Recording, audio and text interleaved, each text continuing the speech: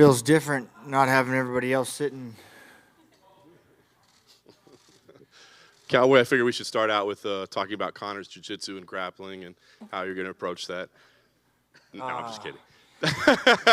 Hey, just talk about a day like today. I mean, one day away from the weigh-ins, and you're riding around on your Harleys and hanging out with your crew. Today, can you tell me, is there ever a reason for you to fight at 155 pounds again, or does being able to enjoy life a little bit more make it so that you stay at 170 moving forward? The problem is those guys at 170 are so big, hit so hard, you know, like throughout camp, I'm like between 174 and 178. Man, I'd have to drink a gallon of milk to get over 80, you know, so it's so easy. Like yesterday we were in the sauna. Everyone was like, what are you doing in the sauna? Like, man, we sit in the sauna at the ranch every night. I love it. You know, I just love drinking water in there and hanging out. But, I mean, yeah, I was 174 this morning when we woke up. It's not like it's a crazy, nasty cut. I'm fat and happy, ate breakfast, go playing on the bikes. But, yeah, the sun's shining. It's a beautiful day. You got to put the knees in the breeze and have some fun. So, I don't know. I love this journey, love this ride, man. It's so fun. So 170, I feel a lot healthier, a lot more fun. Yeah, 55, I'd be sitting here sucked up, pissed off, not wanting to answer anything. So feel good. Nice. I know you're not a guy that watches tape and watches a lot of fights, to be honest with you, but with Conor being, you know, the biggest star in the history of the sport, is it different? Is he a guy that maybe you did tune in for a couple of his fights along the way? Well, I've seen live a couple of his fights, you know. So, but no, man, I don't.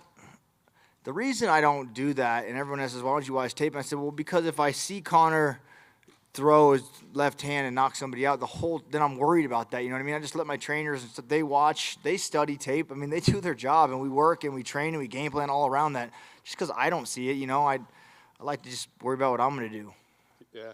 When along the way did he grab your respect? I mean, obviously that press conference, he was, you know, the skinny English kid that didn't deserve to come up, and now you got a lot of respect for him. When along the journey did you go, no, that guy's the real deal? Oh, just like everybody else when he started doing exactly what he said he was going to do. And when he got up on the stage, he speaks very well, you know, and he grew the sport tremendously. I mean, the dude's a superstar, and he speaks well in front of the media. He brings a lot of eyes, a lot of attention. So, you know, right about that time, I was like, this dude, he's the whole package, man, for sure. As long as you've been doing this, I mean, you're a big fan favorite, but if you win this fight, I mean, it's going to be in front of the biggest audience ever. I mean, this would be massive for you. I wonder, I mean, where everybody talks about what Conor's going to do next, and does he want a 155 belt or a 170 belt, or I mean, where would this catapult you? What do you want to get out of this? Oh, man, I'm just looking to go in there and have a good time. This is, I do this for me, man, you know, right? This is like, the money and everything's great, but I literally love doing this. And so what's next? I don't know. Sunday I'll probably talk to Dana before I'm loading up my bikes and heading home to load up my snowmobiles and go play in the deep-ass snow that they're getting at home right now. So that's what's next for me. Go play, go have fun. And Saturday night, I get to go have the most fun I've ever had. So I can't wait. Last thing for me, I know you don't want to look past this fight, but a little earlier today, Jorge Masvidal was sitting where you are. The BMF belt was right there on that table. And he did say, you know what? Maybe I'd be willing to put that thing up to challengers if they're willing to put something up for me. They got to make a bet, a wager. They got to have something for him to win. So I'm curious, can you think of a wager or something that you could put on the line for him so that maybe that BMF belt could come home to the BMF ranch? Oh, man, like I said before, I don't know what I'd offer Jorge. I'd love to sit here and say, man, I want a shot at that BMF belt, but he'd be like, yo, Cowboy, I just whipped your ass 2 fights ago, so what are you going to do? I'm like, well, I just big Conor, and now I'm ready for you. And he's like, I don't know. So I'd love it. I'd love it. He wants to give me the opportunity. Absolutely. That'd be, you know, I feel like I'm one of the last fighters, him, Diaz, you know, there's only a few handful of the real fighters that are left, you know, and so if he wants to get in and mix it up, hell, yeah, but until then, Saturday night is what I'm looking forward to. Cowboy, down on your left over here. We saw you come in on the Harleys. Is that a usual tradition that you do? Do you usually show up to the media events on Harleys, no matter where you are? No, if the sun's shining, we do though. You know, if it's a night like back home, it's 30 degrees. You ain't getting on a bike at home. So we knew we were coming to Vegas. Like, hell yeah, we're loading the bikes up because usually when we come here, it's summertime. I'd have the boat and the Harleys, and you guys would not see me because I'd be out on Lake Mead playing hard. So it's a beautiful day out riding. It's a good time. And did you brought the Harleys with you from New Mexico? Yeah, my trailer's sitting over there at the UFC box right now, just waiting for me to load them back up and take them home. You're not staying over there, are you? No, they're real worried about me and Conor crossing paths. I don't understand. But there's no way I'd fight Conor today when I can get paid for it on Saturday. So, yeah. Harley's tomorrow or Saturday before the fight. It depends on if there's no wind and sunny, and I'm sure we'll be out on. We'll be on every day, It's cool. Masvidal was here earlier, and he kept saying that McGregor is the bigger fight for him moving forward. Of course, if McGregor were to beat you, and everyone always says that Conor is the money fight. What does that mean to you? I mean, is that true from your experience? I mean, you're fighting him on Saturday. Is it a bigger money fight for you than it would be for other fights you've had in the past? If you're asking me if I redid a contract, yes, I did. And so thanks, Conor. Appreciate that. But moving forward with my next 6 fights, they're all money fights. So, yeah, it's not just this one. We did a contract where they're do all of them. So I'm stoked, happy to be here. Finally get the respect this old dinosaur gets for being here, It feels good, 51 fights. I'm young. When that old son of a bitch comes knocking every morning, I just tell him, not today. Still got a long time left, so get your old ass out of here and come back another day. So that's how I stay young. This is the biggest contract you've signed so far with the UFC? Absolutely, yeah. Absolutely. Want to give us a hint how much you're to make on Saturday? I think you guys have the number out there. Someone does, so, yeah. Wanna tell us? No. Thanks, Cowboy.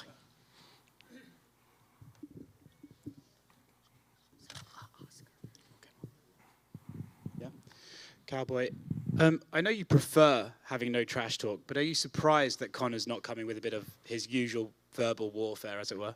Oh, I was excited to sit back and have a chuckle. Just don't know what he's going to say, or what he would have said. You lost your last 2 fights, I'd have been like, yeah, and, couldn't really talk bad about me being a good father or a good role model, so I don't know what he would have come at me with, but I was ready. Just to laugh. I was hoping. I mean, he did good. He still had his witty little charm, and I think the press conference threw everyone for a loop. And it was good to see him become. He has such an awesome platform. Why not be a good role model? Why not be a good person? So it was cool to see him sit there. And the same thing I've been preaching my whole time. Like, man, you can steer this vessel any way you want. It's good to see him making the right path, man. I like it. You and him have been linked for this 5 years, almost since the first press conference. What was it like to finally actually stare down with him and look him in the eyes? I don't know if you take much away from a face-off, but what was that like? Nah, it was like they always are, We're fighting on Saturday. I'm sure tomorrow will be a little more fired up, looking into my soul. I don't know. I love it. The usual criticism of you is can't win the big one, like you said yesterday, and you struggle with southpaws. Some would argue then that this could be the worst possible matchup for you. I get the sense that actually fires you up more than anything, but what do you say to those people who think, stylistically, this is as hard as it can be for you? Yeah, they always say Cowboy can't do the big fights. This is the big one, so we're going to see, But all those guys that beat me have gone on to be champions and title eliminators, so it's not like I'm just out there getting my ass kicked by nobodies, The people that are beating me are good, I've been in the sport a long time. I deserve the respect I get, and it's cool to finally see Conor giving it to me. And Saturday night, man, I plan on doing everything right. What Cowboy shows up, knows, man, but hope the bad shows up. That's what I'm hoping for. Cowboy, over here to your left. Cowboy? Yep. So what would you think if the surprise was Conor starts talking mad trash when you get into the cage?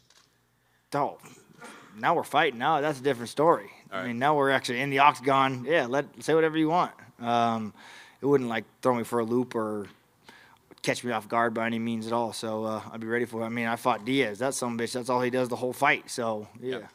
Speaking of Diaz, do you see some similarities in the fights that Conor had with Nate Diaz and the fight that you're about to have with Conor? Can you take anything from what Nate Diaz did against him? Other than just a gritty, nasty fight, that's what I'm looking for, 5 rounds of hell. So we prepared, my coaches and I. We're ready, man. I don't know what else to say other than that. Okay, so you say you have a 6-fight contract and you're excited about fighting 6 more. Could that be it? Could the end of this contract be the final chapter of Donald Cowboy Cerrone? Or this year? Yeah, maybe this year. But no, hell no. Not even close. There hasn't been thought about the final. No. So getting the bigger payday, would that maybe stop you from trying to fight 4 times a year? No, you'll keep on doing it. You give me $80 million, whew, Sunday I'm going to see if you want to run it back again. So, yeah, hell no. Absolutely. I love it. Thank you. Last question is, how does the Donald Cowboy Cerrone of 2020 compare to 2015 and 2010? How are you different, and what are the things that you think you've improved on the most? Oh, I've learned how to listen to my body, for sure. Training. I know how to get on the Harley and let the wind blow and not worry about this fight. This is a lot. This is a lot, man. This is a hell. I mean, sitting here in front of you guys, so you got to just put my knees in the breeze and let all that go, man, and just worry about rolling, you know. So for me, all the crazy activities I do, just get this out of my mind, you know, don't think about it. What's different? I'm a lot more matured, a lot more veteran, ready, excited, and know all the steps I got to do to not be a slow starter, you know, to make it happen on the big night. So we'll see. You think 170 favors either of you, or it's pretty much the same, being that it's 170? Oh, I think it's. I don't think either one of us are going to be any much bigger. This is probably just our same everyday walk around training weight, you know. So, yeah, hell yeah, it favors us. We're not sucked. We're not depleted. I'm able to talk to you guys, laugh, and have a smile. Sounds good. And 170 is where you're going to stay, you think? Or? Nah, hell no. Unless the next guy wants to meet me there too, you know. But no, I'll probably go back to 55, or I'll fight. I don't know. Who cares? I'm just going to keep fighting. Whatever they want. Don't matter to me. Sounds good. Thank you very much. Donald, in front, you have, you know, the most impressive collection of UFC records of any fighter in the history of the company. I'm curious, where does having your own custom Budweiser can rank amongst all your career man, accolades? that was. I should have brought one for you guys, but that I'm keeping them for me. That was like the coolest thing I've ever seen happen, man. You know, the Budweiser guy dropped off cases at the house today. It was just cool to see all my teammates and everyone ripping through the boxes like, oh, man, it's impressive. It's really cool. And, man, I got my face on a Budweiser can. Don't get it cooler than that. If you're into cool, you know. Conor said that he's been abstaining from alcohol. Have you also been abstaining from alcohol? No, no. Good for him, though. And we saw you on the Embedded over on Fremont Street. You were singing along to "Every Rose Has Its Thorn," I think. Is it basically any song with the word cowboy in it? You're a fan of the lyrics. Do you have any other favorite cowboy songs? Bon Jovi came around now. Everyone here with a fist pump and put in the sky. You know what are you talking about? Those are all American. I mean, the Guns N' Roses, Poison, Joan Jett concert that's coming. If you all don't have tickets, I don't know what the you're doing with your lives, but Cowboy's going to be there front and center for sure. Yeah, are you kidding me? What was that? Spandex Nation, I think, was the name of the band that was down there playing. They just rocked a bunch of 80s hair band music. And if you don't know the words of those, I don't know what you guys been doing with your childhoods. But, yeah, I like singing along. They should have given me a mic. I would have murdered it, and it'd have been fun. Cowboy, this fight has been come close to fruition for the last few years, but it hasn't. As it kind of kept yanking away from you a little bit, did you think it was actually going to happen, or did you kind of give up hope? Oh, we gave up hope. I mean, I shouldn't say we gave up hope, but it was just like it would always come up, always come up, always come up, always come up. And, yeah, this last one, I was like, I'm going snowmobiling, man. If it happens, it happens. My manager's calling me. My friends are calling me. And I said, I'm going snowmobiling. You let me know if it actually happens. And they couldn't get a hold of us out on the hill. And we came back. And they're like, sign the contract. It's here. I was like, oh, it is here. Call my coaches. Let's go. Did it feel real right then? Or there was at some point you realized that this is actually a go? There was actually like a 2-week period where it still didn't feel real because something was happening on his side. No idea why. But, yeah, so it still kind of felt like are we biting the bit again? Are we gonna get made fools again? And then it happened. So here we are. What's your relationship like with your management team?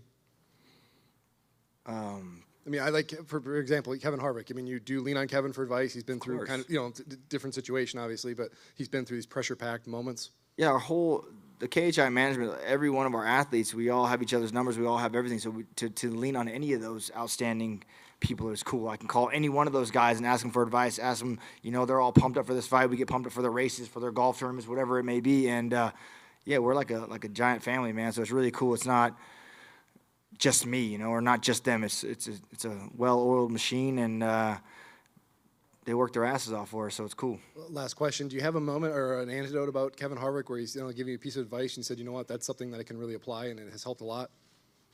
Just talking with him, man, after the races and talking to him about his sport and my sport, and and how they're similar and how they're different. And yeah, I mean, I don't know about one specific time, but Kevin and I have had groups and groups of talks where we just sit and drink ice cold, delicious Budweisers, you know. The first time I met Kevin was at a race here in Vegas, and I remember we were sitting back with all the drivers.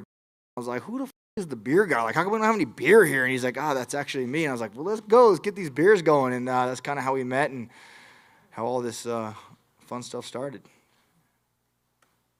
Hey, Cowboy, who do you think won the battle of the fashion statement yesterday, and do you think you got the edge when he complimented you on your coat? Ah, man, it was cool. It was cool to have him tell me. I mean, it was a fire-ass python jacket, so I'm pretty excited about it. But, you know, I just wanted to look good, and he looked good. The best part was the camera guys wanted me to tip my hat up so you could see my face. They wanted 4 inches, but I didn't want to sit up there like this with my hat all stupid, so... And I heard a funny guy say I look like one of the characters off of Mortal Kombat that you haven't unlocked yet, the all blacked out guy. So I was like, oh, that was a good one. So it was fun. And what does it mean to you? You know, you've been on this journey for a long time to be in this spot, and everything's sort of been growing the way it has with the UFC. I remember being in the WC, crossing over to the UFC. The media was nothing like this, and having the PR team that we had, you know, Dave Schaller back then, and moving to Chris now, and how they tailor us and help us perform in front of you guys. It's a big thing. You know, we are entertainers, so learning how to speak and how to do media. The UFC does such a great job of helping their athletes perform in front of the media. So I'm really pumped that we have that avenue of the UFC to help us be able to speak well in front of you guys. So, but yeah, the media is big now. It's cool. Cowboy, right here to your left. Since you mentioned the outfits there and everything yesterday, and you know the PETA back and forth, they actually just tweeted you and Conor a few minutes ago saying, "You're right. We are here to remind you that only cowards would brag about wearing an animal who was likely beaten and skinned alive. Why don't you knock out your own securities and wear your own skin?" Woo, man. Well, I guess if killing humans was legal, I could probably wear a badass human jacket, but.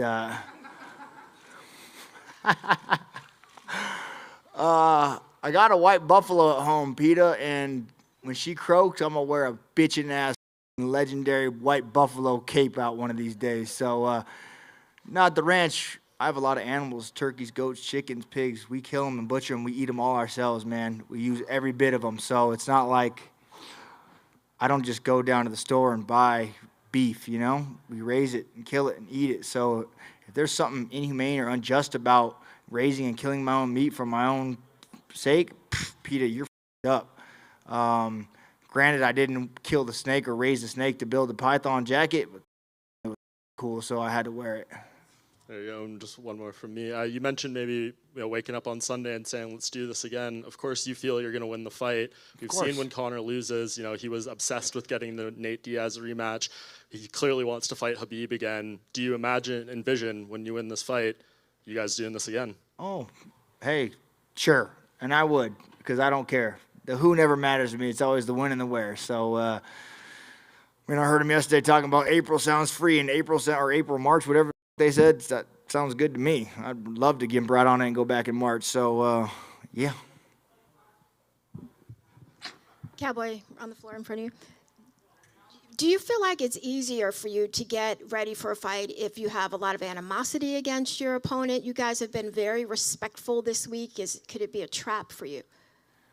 No. Maybe he thinks he's setting a trap, but no, I don't need to hate you to fight you. We're professionals, you know? A baseball team doesn't have to hate the other baseball team. Sometimes, sure, if there's bad blood or bad rivalry, it sells the fight a little more, but I don't need it to get fired up and train harder. I train just as hard, just as good, just to fight my best friend as I would to fight Conor, so I don't need anything extra. And finally, did anyone from the UFC say anything to you when you said you were going to ride your Harley in here 2 days before the fight? Say what? Did they say that it was a good idea, or no one said anything? Oh, I don't even think I asked anybody, so yeah. Shut up. They tell me I can't ride horses, can't skydive, can't bungee jump. I think I got a cowboy clause that says, just leave that boy alone, he gonna show up and fight. And finally, who rode in with you? My buddy Mikey, my Thai coach Pedro, and my wrestling coach Jafari. We had one more, but we lost him somewhere on the highway, so If you guys see a guy, right, he doesn't speak really good English. So if you see a guy out looking, maybe just this way, help him out. He's on a red dyno, so he's out there lost somewhere.